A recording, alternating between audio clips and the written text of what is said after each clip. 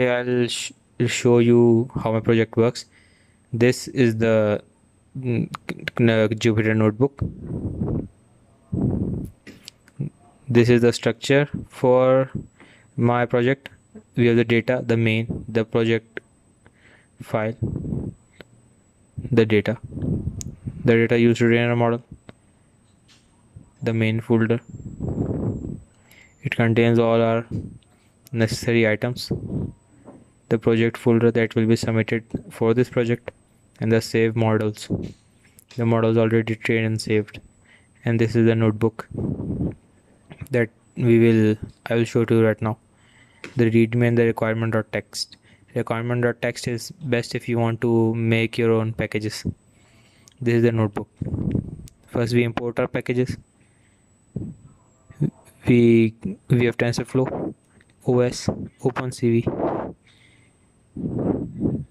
NumPy, Matplotlib, Seaborn. It works with Matplotlib to make better plots, pandas for our data. Then we have TensorFlow to train this for training, and sklearn to train for train test split. We see our device details. Currently this notebook is run on the Mac lab. You can see it, Apple M1 here, but on my device there is no GPU. Now we load our data. Here is our directory, the train directory and the test directory. It was present in the data folder. We first open the directories. Each directory is a folder. A directory is a folder. A directory go from A to delete, A, B, C, D, E, F, G. It contains all our characters. We import the image, cv2.imread. We resize the image into 32 by 32. Here it is 32. Then we append it to the list, X and Y, two lists, and a label mapping. X is our images, Y is the class for each image or the character for each image, and the label mapping gives the class index for the character, like A is 0, B is 1, C is 2, in this way. Here you can see the mapping. I just told you how it works. A mapping will be used if we want to obtain the character from our results. Here we plotted our image. You can see A, B, C, all the way down to nothing and space. Nothing can be used if you want to leave your model on idle. Delete can be used to, like a backspace, to remove the last character, and space to produce a space in your characters. The model was intended to work on a larger project, but here it is just being used as a model. Here we first convert the X and Y arrays into an NPy array. Then we normalize the X array, the image array, we normalize it, and we label encode the Y. Label encoded Y means that we convert the classes from A, B, C, D to 0, 1, 2, 3, 4, because our TensorFlow model can only run on numbers. We train test split it, a 90% train and 10% test, and we get two data sets out of it, train and test. Here you can see the training and testing data sizes. 78,300 for the trained data images, and test data is 8,700 images. Now we define the CNN model. Classes is the number of our characters. Batch 32 images at a time are trained. Epoch 15. Epoch is the number of reruns the model does, and learning rate. It is the starting learning rate. Model is sequential.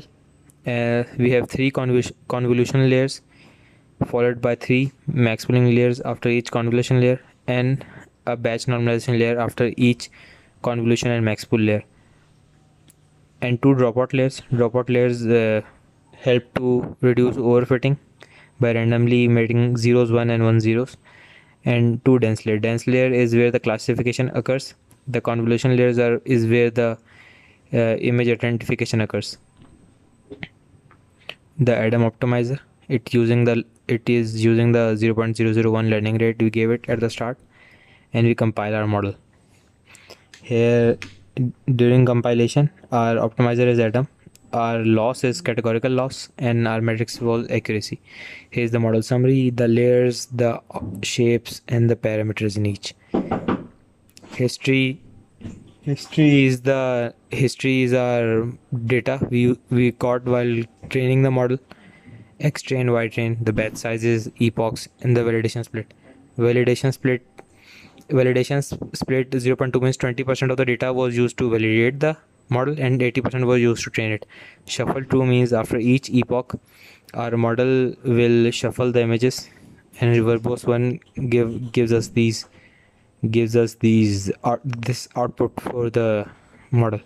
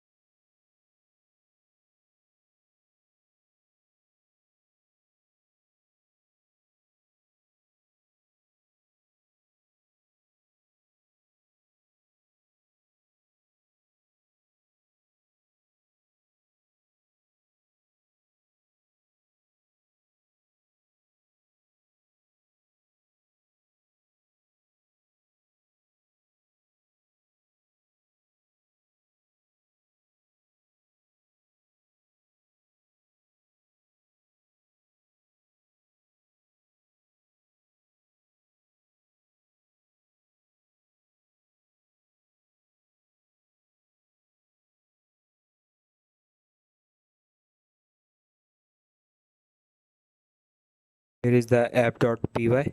App.py is in the main folder in our directory. You can clone the whole repo using git clone, and then you can see the app.py. App.py has an import OpenCV, we import NumPy, and we import Keras. We have the mappings for our alphabets, and we have the model directory for our model where we saved our saved model format. And then we open the model, and then we run or load the model using Keras. The predict image function takes the image as an input. It resizes that image. It turns that image into an NP array. It normalizes that array, the array that we got for the image, and then we expand the dimensions for that image. Because our model is trained on a none, 32, 32 shape. The none here was where the batch number went in. We had a batch of 32 images, so this was that dimension. But currently we have a singular image, so we have to expand the dimensions to add our own none dimension here. The model.predict function works on that image.